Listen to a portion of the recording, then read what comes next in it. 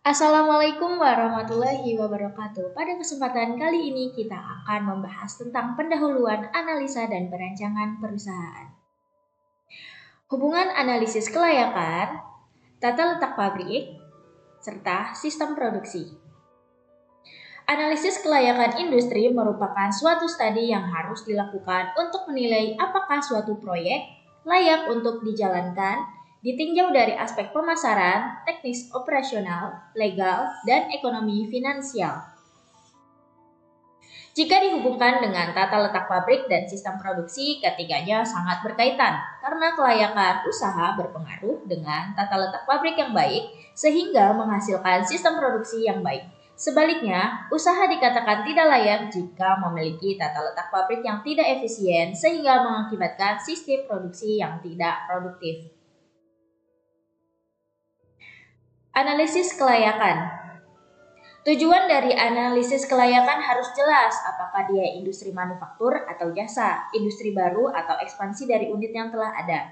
Hal-hal yang perlu diperhatikan, yang pertama pemilihan teknologi yang tepat dengan memperhatikan luas areal yang ada. Yang kedua memahami pesaing yang ada, baik itu kapasitas, spesifikasi, harga, lokasi, dan lain-lain termasuk impor dari luar negeri. Yang ketiga ada sumber bahan baku, yaitu berupa bisa lokasi, kapasitas, spesifikasi, harga, transportasi, dan yang terakhir ada pemasaran produk jadi.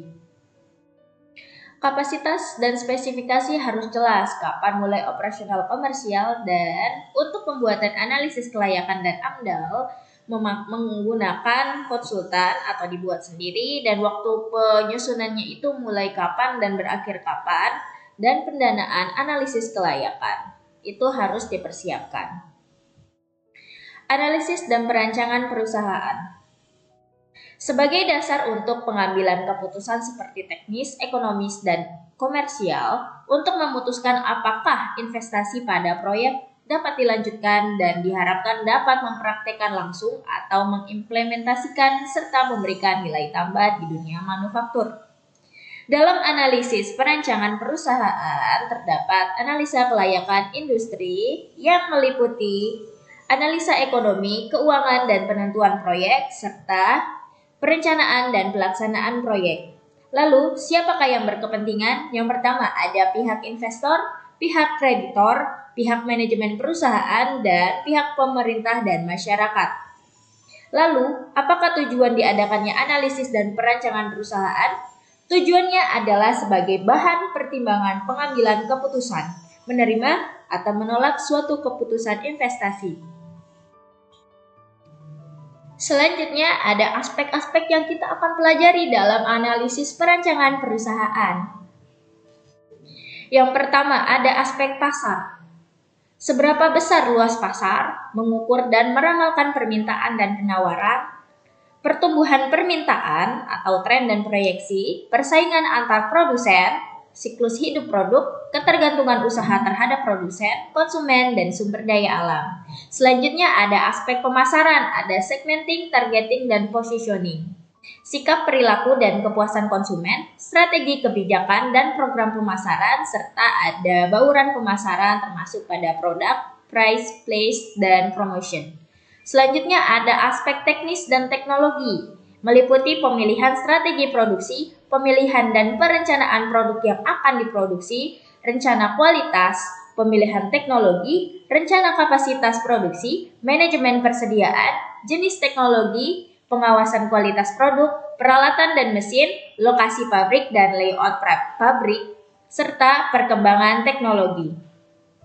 Selanjutnya ada aspek SDM, meliputi perencanaan SDM, analisis pekerjaan, rekrutmen, sistem, seleksi, dan orientasi, produktivitas, pelatihan dan pengembangan, prestasi kerja, keahlian yang diisyaratkan, pola gaji, upah atau kompensasi, perencanaan karir, keselamatan dan kesehatan kerja, dan pemberhentian. Selanjutnya ada aspek manajemen, meliputi badan usaha, rencana kerja, struktur organisasi, koordinasi, implementasi, dan controlling. Dan ada aspek keuangan, meliputi jumlah dana yang dibutuhkan, struktur pembiayaan atau bagaimana sumbernya, pemilihan investasi berupa beli, sewa, atau kerjasama. Selanjutnya ada aspek yuridis atau aspek yang berpacu pada legalitas atau hukum dari suatu pemberdiriannya suatu proyek. Selanjutnya ada aspek persaingan dan lingkungan eksternal lainnya meliputi sistem birokrasi, iklim politik, situasi perekonomian, sistem nilai, lingkungan hidup, perkembangan teknologi, situasi persaingan bisnis. Seluruh aspek-aspek ini saling berhubungan. Suatu keputusan mengenai satu aspek akan mempengaruhi putusan aspek lainnya. Selanjutnya, apakah tujuan akhir dari analisis perancangan perusahaan? Yaitu menilai apakah sesuatu atau proyek tersebut dapat dikerjakan secara layak atau tidak dari berbagai aspek dan kepentingan. Hal ini tergantung dari pola pikir pembuatnya, apakah dia optimis atau pesimis, keberpihakan, atau tergantung pada tekanan politis, educational background, atau pengalaman kerja, serta orang tersebut dapat meyakinkan bahwa bisnis tersebut layak untuk dikerjakan. Sekian dari saya, terima kasih. Wassalamualaikum warahmatullahi wabarakatuh.